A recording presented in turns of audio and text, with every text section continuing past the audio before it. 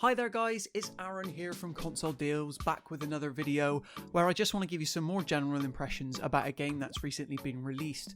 So before we dive into the main topic today, I just want to get your thoughts onto what you guys think of this format. Because I don't know about you, but I think it makes sense for the games that are releasing that maybe I can't make time for an official review, but I still want to talk to you about in some way. I think this kind of more informal, directly addressing camera sort of take on things works a lot better. So I would say that if you enjoy these types of videos, if you don't want to see my face, just pop it on another tab and you can hear my thoughts that way. But I'm generally curious as to what you guys think. Let me know in the comment section below. But enough about that. We are here today to talk about an exciting Nintendo Switch release that I thought would be interesting to talk about because I think it's one that is going to sneak up, or in fact has snuck up on a lot of people, and that's Hyrule Warriors Age of Calamity. So the interesting thing about this game is, of course, that it's really a lot is being asked of it because it's the only major AAA Nintendo exclusive for the Nintendo Switch coming out in the holiday season. This is a very exciting time, very experimental time for Sony and Microsoft in that the PS5 and Xbox Series S/X have released and are out in the wild.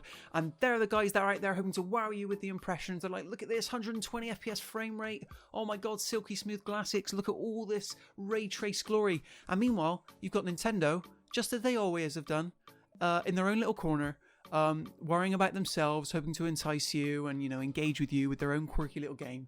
And I think Hyrule Warriors Age of Calamity, against all odds, is enough to carry it through the holiday season. And this is the video in which I'm going to explain to you just why I think. But before that, a little drink of black coffee. So what is Hyrule Warriors Age of Calamity for those that don't know?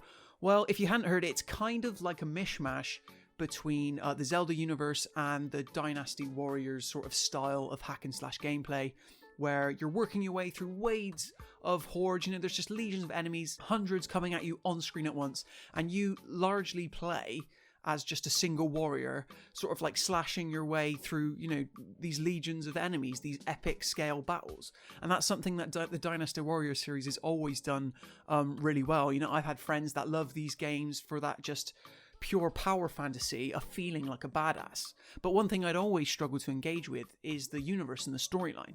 I'm quite weird at least in my my friend sphere, in that I actually care quite a lot about story in video games, and yet I know that for most people it's purely about the gameplay. Now, don't get me wrong, I think, there's this perfect middle ground between excellent gameplay, tight-feeling gameplay, but also a story that can evoke emotions out of you and also challenge your expectations on certain topics. And, a game that did that recently, or quite recently for me and a lot of people, I think, was God of War. Great up-close melee axe combat, but also you've got this kind of nuanced storyline that kind of defied all expectations that this character of Kratos and did something very interesting with him. But enough about that game, because while Hyrule Warriors doesn't quite reach that level of greatness or balance between gameplay and story, I think it's doing a lot more than perhaps was probably asked of it from a storytelling standpoint. So whenever I've played a Dynasty Warriors game before, they're always super melodramatic in terms of like, I'm a warlord and we're going to command this army to take down these guys, and we're going to travel from this side of the map to this side while commanding all, if you're into strategy games, but you don't necessarily want pure strategy, I can see the appeal of the Dynasty Warriors franchise. But for me, it's taken a Zelda game of all things to kind of, change my perspective on that. And through the story that Age of Calamity is weaving, I actually found, a lot of fun to be had in the pure gameplay. So this is actually a prequel set before, about 100 years before the events of The Legend of Zelda Breath of the Wild. And because of that, it kind of mimics a lot of the look and feel of that game. Everything from the menus to how items factor into gameplay to kind of like the map you're, taking these missions through itself. Everything kind of looks and feels part of the Breath of the Wild world, not just Zelda, but Breath of the Wild universe. And I know people are craving, more Breath of the Wild stuff. We're all, highly anticipating the arrival of the sequel. And one thing I wasn't expecting is that, Age of Calamity kind of gives you more of that universe and world, and it kind of explains why the state of Hyrule in Breath of the Wild is the way it is, and the events leading up to that point.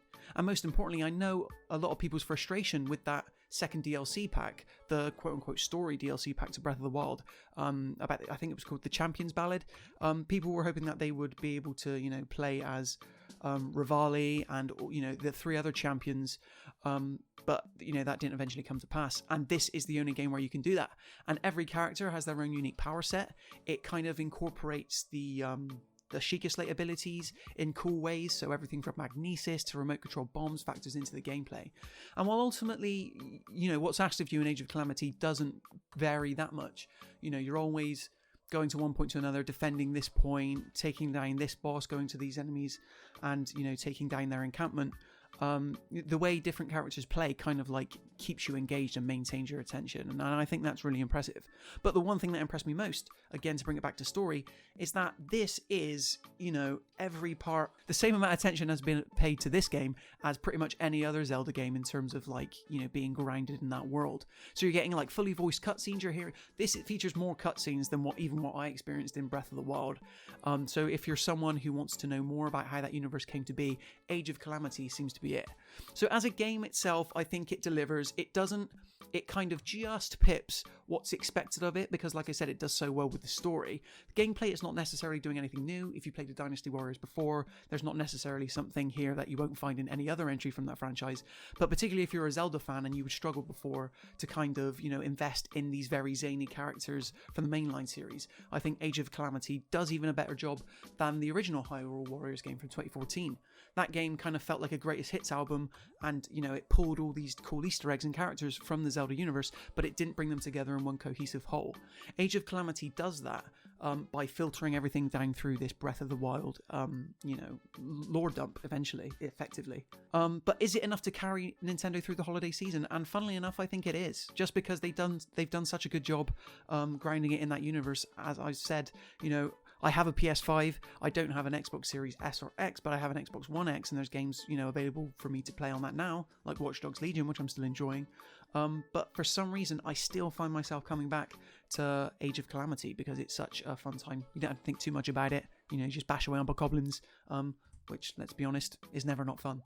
So there you have it, guys. That is my general impressions on Hyrule Warriors Age of Calamity. Have you picked it up? What are you making of the game? Did it defy your expectations as it did mine? Pop it in the comments below and do let me know your thoughts. And as I mentioned earlier at the beginning of this video, let me know your thoughts about this format as well. I rather enjoy it because I get to, you know, address you guys directly, and I don't have to spend so much time editing or worrying about what I'm writing. So it's just a nice smooth video for me on that front. I think I can deliver you more content in that way. But until next time, enjoy the rest of your week. Subscribe to the channel if you want more content like this. Lots of stuff, lots of exciting stuff coming later on down the line. We're going to be unboxing some PS5 accessories, so if you are interested in that stuff, then you'll want to subscribe to the channel. But until next time, enjoy whatever you're playing, and happy gaming.